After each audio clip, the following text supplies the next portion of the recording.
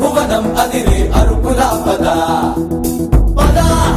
కోటి గొంతులా పిలుపులా పద ఈ సమయం గమనం మలిచే మలుపులా పద ఏ ధర్మం కోరే సత్యాగ్రహమై పదులుగా పద సంక్షేమం కూర్చే సేవా గుణమై అదనుగా పద ఏ పిడుగుకు బెదరని సాహస యోధుడివై పద తెరమరుగులో నిలవని వేకువ సూర్యుడివై పద ఏ చెక్కు కొంకు లేని జన సైనికుడై పద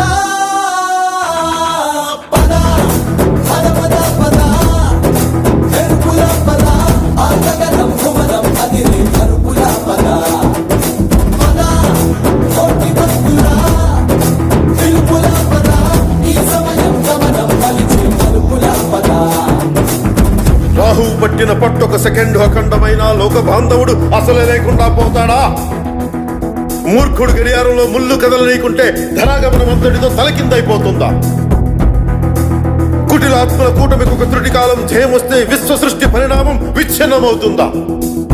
ధనుజు లోకమేకంగా దారికట్టంగా నిలుచుంటే నరజాతి ప్రస్థానం పరిసమాప్తమవుతుందా?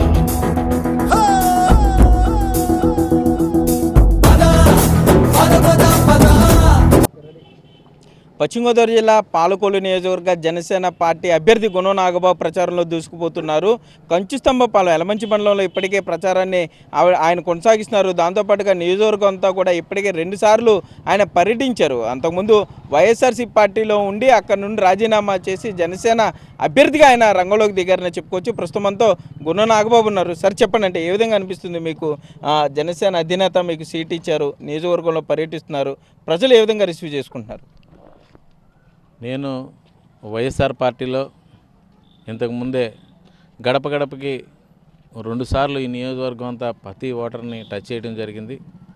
దాన్ని పురస్కరించుకుని ఈ రోజున ప్రజలందరూ కూడా మరి గుండం నాగబాబు అంటే తెలియని వారు ఉండరనేది మరి మనకు అందరూ అనుకునే విషయం. ఈ సందర్భంగా మరి వైఎస్ఆర్ పార్టీలో నాకు టికెట్ ఇవ్వకపోవడం, నన్ను దగా చేసినటువంటి వైఎస్ఆర్ పార్టీ ఈరోజు మరి జనసేన అధినేత అయినటువంటి పవన్ కళ్యాణ్ గారు నన్ను ఆదరించి నాకు టికెట్ ఇవ్వడం జరిగింది. నియోజకవర్గంలో 2 సార్లు తిరిగినటువంటి మరి అభ్యర్థిగా నాకు అవకాశం ఇచ్చినటువంటి పవన్ కళ్యాణ్ గారికి నేను ప్రత్యేకమైన అభినందనలు తెలియజేస్తూ ఉన్నా. ఈ నియోజకవర్గంలో మరి జనసేన పార్టీ మరి ఖచ్చితంగా విజయం సాధిస్తుంది. ప్రజలందరూ కూడా మరి జనసేన అధినేత అయినటువంటి పవన్ కళ్యాణ్ గారికి మరి నీరాజనాలు పడతా ఉన్నారు. మేము వెళ్తూ ఉంటే ప్రజలందరూ కూడా మరి పవన్ కళ్యాణ్ గారు లాంటి చరిష్మా ఉన్నటువంటి నాయకుడు కావాలని చెప్పేసి కోరుకుంటా ఉన్నారు. ఆ పరిస్థితిలో ఈరోజు జనసేన ఈ నియోజకవర్గంలో అత్యధిక మెజార్టీతోటి విజయం సాధించడం తథ్యం అని చెప్పేసి ఈ సందర్భంగా నేను తెలియజేస్తాను. అంటే మేనిఫెస్టోకి స్పందన అలా ఉంది. ఇప్పటికే రైతులకు కానీ మహిళలకు విద్యార్థులు కూడా కొన్ని అంశాలను మేనిఫెస్టోలో పవన్ కళ్యాణ్ ప్రస్తావించలేదు. దాంతోపాటుగా నర్సాపురం పార్లమెంట్ అభ్యర్థిగా నాగబాబు పోటీ చేస్తున్నారు. ఇవన్నీ కూడా మీకు ఏ విధంగా కలిసి వస్తాయి అనుకుంటున్నారు? ఇప్పుడు ఎన్నికల మేనిఫెస్టో కూడా చాలా అద్భుతంగా ప్రజలు ఆదరించే విధంగా ఉంది.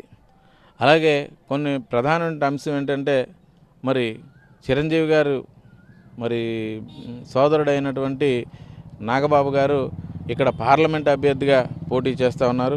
మరి పక్కనే ఉన్నటువంటి భీమవరం నియోజకవర్గానికి పవన్ కళ్యాణ్ గారు పోటీ చేయడం కూడా ఇక్కడ ఉన్నటువంటి ప్రజలందరూ కూడా చాలా సంతోషంగా ఉన్నారు. ఒక ముఖ్యమంత్రి అభ్యర్థి మరి సుమారు 20 కిలోమీటర్లు దూరంలో మరి ఇక్కడ పోటీ చేయడం అంటే మరి చాలా మంచి విషయం. ఇది జనసేన పార్టీ నాయకులకు, సైనికులకు అందరికీ కూడా చాలా ఉత్సాహాన్ని ఇస్తుంది. వీరందరూ కూడా అత్యుత్సాహంగా పనిచేసి మరి పార్టీ విజయానికి, ఇక్కడ నా విజయానికి కూడా తోడ్పాటవుతుందని చెప్పేసి నేను మనవి చేస్తాను. అంటే నియోజకవర్గంలో మీరు ఇప్పటికే 2 సార్లు తిరిగారు. ప్రజలు సమస్యలు ఏ విధంగా చెప్తున్నారు? అంటే అధికార పార్టీ ఏం హామీలు ఇచ్చింది, వేటిని నెరవేర్చలేకపోయిందని ప్రజలు మీ దృష్టికి తీసుకొస్తున్నారు? ప్రధానంగా పాలకొల్లు నియోజకవర్గంలో తాగునీటి సమస్య మరి ప్రబలిపోయింది. ఇక్కడ తాగటానికి మంచినీళ్ళు లేవు. మరి ప్రధానంగా పాలకొల్లు నుంచే టిన్నులతో మంచినీళ్ళు తీసుకెళ్ళి ఎక్కడో ఎడారి ప్రాంతాన్ని మరిపించే విధంగా ఇక్కడ తాగునీటి సమస్య ఉందని చెప్పుకోవాలి. మరి ఈ సమస్యలన్నీ కూడా తీర్చడానికి గత ప్రభుత్వం ఏ రకమైనటువంటి చర్యలు చేపట్టలేదు. అలాగే ఇక్కడ ఉన్నటువంటి హాస్పిటల్ని మరి ఇక్కడ చుట్టుపక్కల ప్రాంతాలకి ఒకటే జనరల్ హాస్పిటల్ ఉంది. మరి ఆ హాస్పిటల్లో వసతులు లేక అనేక ఇబ్బందులు పడుతూ ఉన్నారు. డాక్టర్లు లేక చాలా బాధపడుతూ ఉన్నారు. రోగులకి ఏ రకమైనటువంటి సౌకర్యాలు లేక మరి ఆ సౌకర్యాలు ప్రభుత్వాలు కల్పిస్తాయని ఎదురు చూస్తూ ఉన్నారు. గత ఎన్నికల ముందు మరి చంద్రబాబు నాయుడు గారు ఇక్కడికి రావడం జరిగింది. ఆ హాస్పిటల్ని 100 పడకల హాస్పిటల్గా తీర్చిదిద్దాలని చెప్పేసి మరి చెప్పడం జరిగింది. మరి ఈనాటి వరకు కూడా దాన్ని ఏ రకంగానూ మరి చర్యలు తీసుకోకపోవడం కూడా ప్రజలు మరి తెలుగుదేశం పార్టీకి మరి తప్పిదం జరిగిందని చెప్పి అనుకుంటా ఉన్నారు. మరి 600 వాగ్దానాలు చేసినటువంటి చంద్రబాబు నాయుడు గారు ఏ వాగ్దానాన్ని సంపూర్ణంగా నెరవేర్చకుండా మరి ఏదో పబ్బం గడిపేసి ఈ 5 సంవత్సరాలు గడిపిన విషయం కూడా ప్రజలందరికీ విదితమే.